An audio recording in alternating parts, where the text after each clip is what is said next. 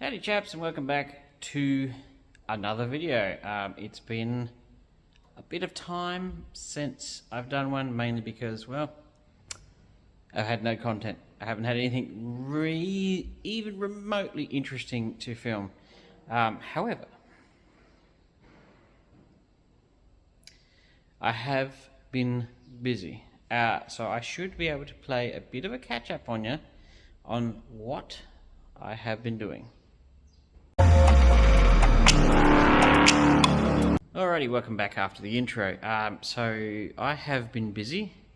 After Korowa, I took a big break because that was such a huge, stressful thing. It wasn't funny. So I took a bit of a break. This is the first video in over a month, mainly because I haven't had anything interesting. I picked up some panels from Peter Anderson. We took the tank to Korowa, took it back, did a lot of work to it. And recently, as in of last week, I went back to Victoria to retrieve the rest of the Jeep and then had a small holiday for my family, where I proceeded to get the tank out again, run it around, sandblast the chassis and the panels for this, and get a whole bunch of work done. So I'm going to throw up a few little snippets of some sandblasting, some tanks running around, which was quite fun. I have worked out why mine isn't running properly yet. Some of its issue was it had a magneto down, which is now fixed, and now I believe the ignition timing is off, so I believe it's out enough that I've had to overcompensate with more fuel to get it to idle. So I reckon if I advance the timing, I reckon I can wind back the fuel and it should run significantly better. But these are things that I've learnt playing with radials, and I still need to get a few odds and ends to do the timing properly. But next time I get a chance to work on the tank, which could be a while away, I'm going to hopefully play with the ignition timing on that. And as you can see, I've got the rest of the Jeep and it's mostly trial fitted and assembled. So I'll run you through some clips now and then I'll catch you back up for an update on this.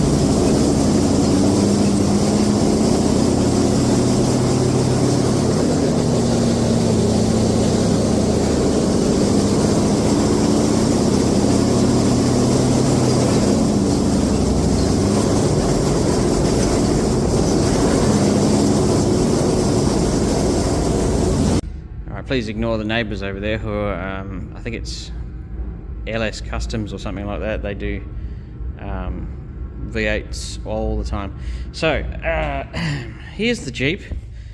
The chassis is now sandblasted. The grille and the front guards are. The body was going to be sandblasted this week, but yeah, I think I'm just going to skip that for a little bit because I just need to save a teensy bit of money, because my little trip to Melbourne was a really expensive trip, mainly because it was more of a holiday for the family. So we got it back, the chassis back, got some wheels that were donated to me by my good friend, and I've just loosely assembled it into a Jeep because, well, I'd like to see what it looks like, and it doesn't look too bad. So we got a genuine MB chassis. I think my research has told me that those lockable hubs on the end are not original, but the rear is. The diffs seem to be okay. The chassis is in quite good shape. It is a genuine MB chassis, which is down there. That's going to focus, maybe. Hey, there we go. Original grille, original guards. Sadly, the bonnet is what I would classify as absolutely totally stuffed. It's not even... It's been flattened and then stomped back into shape, so I'm just going to have to put a new one on. Windscreen's original, although I think it's actually bent through here, more on that side than this side.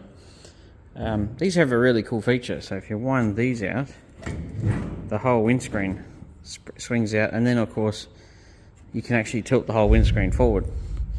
But yeah, she's sitting on a chassis, the body fits. It's not a very good... This is one of the really old original, one of the first reproduction bodies they ever made, and it is crap. There's supposed to be a double lip under here, like another C channel under that welded to it, which it doesn't have. It's really flimsy and garbage. However, it's all I got, so it's what I'm going to work with, because this is the other body, and it's stuffed as well. Well, not that's rusty, but this is really effed. I believe it's been left upside down, and with some speculation with a couple of friends, we suspect that this Jeep has been through a few floods. It has come from far north Queensland, where it rains a lot. The motor and the transfer case and the gearbox are all... the motor is stuffed.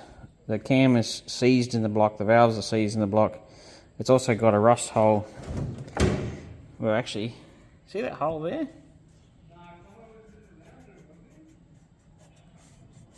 That's not supposed to be all the way through there. So this block is unfortunately pretty heavily effed in the nicest way possible. I also suspect the water galleries, the cylinder walls are probably very, very thin. The crank does turn because I pulled the pistons out. I'll trip on that. The pistons are all seized. These have had a couple of... This is what they come out looking like. And these have had a 24 hours in citric acid to clean them up a bit. The really sad thing is, I think when it was a running vehicle, it was like not very old. Like, I don't think the engine had a hell of a lot of Ks, but I just think the body didn't last. But there was not a drop of oil in the engine, had wasp nests inside it, full of dirt. Actually, all this dirt was inside the engine. All that dirt was inside one of those transfer cases. So I got 3 dead transfer cases. Well, one I might be able to use, a gearbox with no guts and an engine with a hole through the block. So, as far as... Oh, and there's the sump. Completely rusted through. So this Jeep is sort of the polar opposite of all the others. Mostly they nearly always have completely stuffed bodies, and the mechanicals are good, but this one's got stuffed mechanicals, and the body's not too bad. I'll have to figure out what's going on down there. The mount doesn't look like it lines up, although the body is... it's okay. We'll figure it out. It's not a very good repro, I know that. And here's the rest of the original rear, and oh, hello, that nearly went over. So as much as people thought it could be saved. It really is stuffed. So there's my transfer case that I managed to unseize. However, there's a gearbox and stuff cleaned up, looking great, but there's no guts in it.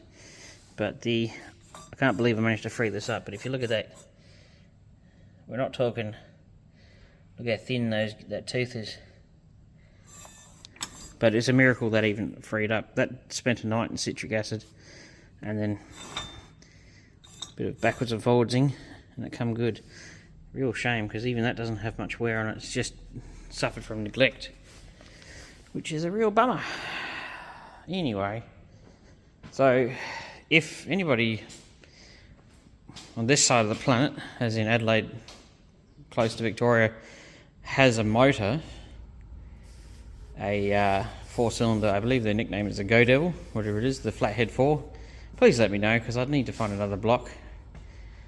And yeah, I can get the bits for the gearbox, but I don't know if I can get the cluster gears for the transfer case. Anyway, so there's the Jeep. That's what I'm going to be working on. I've got some EJ stuff that's potentially in the pipeline, but this is what me and Dad are working on at the moment. Yeah, it's not great, but it'll do. You can pull that up, and then the windscreen tilts forward all the way flat. This is why I thought it was bent, because I reckon that's supposed to be straight, and if that was straight, it would touch the wood on the bonnet, which it doesn't quite.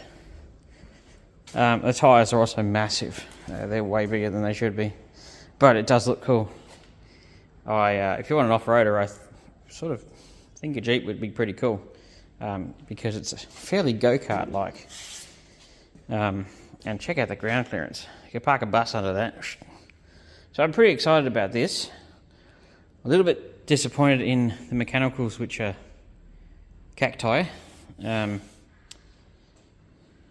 I have been just doing my normal work, doing customers' cars. This one needs to have its suspension brought down soon so we can get it off the rotisserie. So I've just been doing normal work since I've been back, and this is my main focus. So if people want to see Jeep related restoration stuff, please sing out. If not, I don't know. Yeah, I'm just trying to get back into the swing of things.